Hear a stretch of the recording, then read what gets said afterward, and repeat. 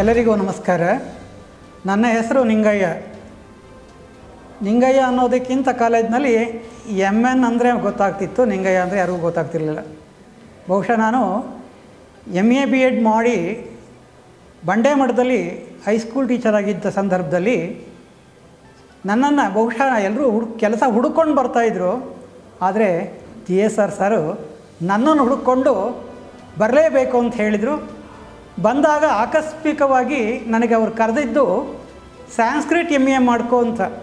ಮೊದಲು ಕನ್ನಡ MA ಮಾಡಿದ್ದೆ, Sanskrit MA ಮಾಡ್ಕೋ, BEd ಆಗಿದೆ, ನಿನಗೆ ಒಳ್ಳೆ ಉಜ್ವಲ ಭವಿಷ್ಯ ಇದೆ ಅಂತ ಹೇಳಿದರು.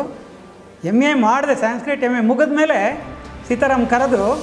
ಅಲ್ಲಿ ಮಧ್ಯದಲ್ಲಿ ಸ್ವಲ್ಪ ವ್ಯತ್ಯಾಸವಾಗಿ ಸಂಸ್ಕೃತ್ ಡಿಪಾರ್ಟ್ಮೆಂಟ್ ಹೋಗಿ ಕನ್ನಡ ಡಿಪಾರ್ಟ್ಮೆಂಟ್ ಆಗಿ ಬಂತು.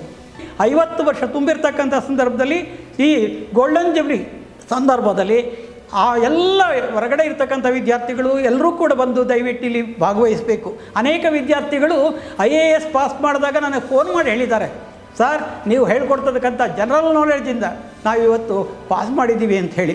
ಅನೇಕ ವಿದ್ಯಾರ್ಥಿಗಳು IAS ಪಾಸ್ ಮಾಡಿದ್ದಾರೆ ಈ ಕಾಲೇಜಿನಲ್ಲಿ ಹೋದಂಥವ್ರು, ಈ ಬೇರೆ ಬೇರೆ ಹುದ್ದೆಯಲ್ಲಿದ್ದಾರೆ. ಅವರೆಲ್ಲರೂ ಕೂಡ ಈ ಗೋಲ್ಡನ್ ಜುಬ್ಲಿ ಸಂದರ್ಭದಲ್ಲಿ ಬಂದು ಭಾಗವಹಿಸಬೇಕು ಅಂತ ನಾನು ಹೇಳ್ತೇನೆ.